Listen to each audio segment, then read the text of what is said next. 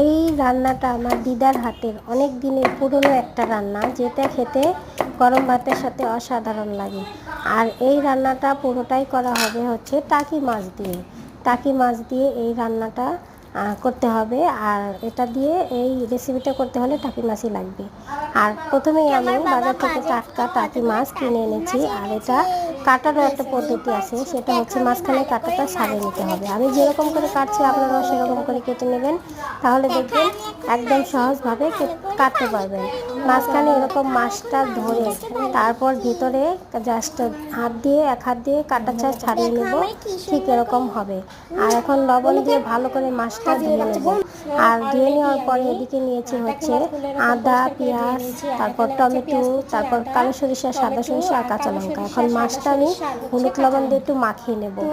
আর মাখিয়ে একটু সময় ধরে রেখে দেবো, যেন মাছের ভেতরে লবণ, লঙ্কা আর হলুদ ঢুকে যায়। আর এদিকে মশলাটাও আমি বেটে নেব। মশলাটা বাটার জন্য আমি নেব হচ্ছে কালো সরিষা, তারপর সাদা সরিষা, কাঁচা লঙ্কা, টমেটো আর পেঁয়াজ, আদাটা ভালো করে বেটে নিতে হবে। আর আমার মেশিনের মধ্যেই হচ্ছে হাত মেশিন। এই হাত মেশিনটা আমি ব্যবহার করার জন্য আমার লাগবে হচ্ছে শিলপাটা। এটাই আমার হাত মেশিন। তো এটা দিয়ে মশলাটা বেটে এখন মাছটা একটু থেতলে নিতে হবে।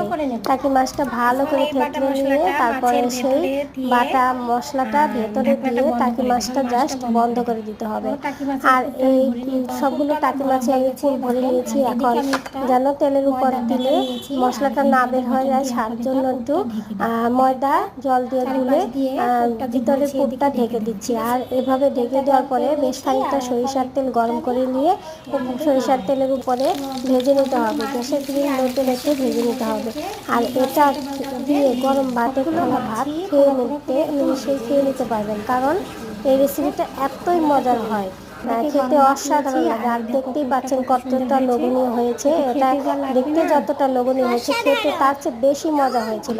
সেই স্বাদ ছিল এই পুরো ভরা টাকি মাছের রেসিপিটা। আপনারা একবার হলে বাসায় ট্রাই করবেন। ভিডিও ভালো লাগলে অবশ্যই লাইক, শেয়ার, কমেন্ট আর সাবস্ক্রাইব করতে ভুলবেন না। Bye bye.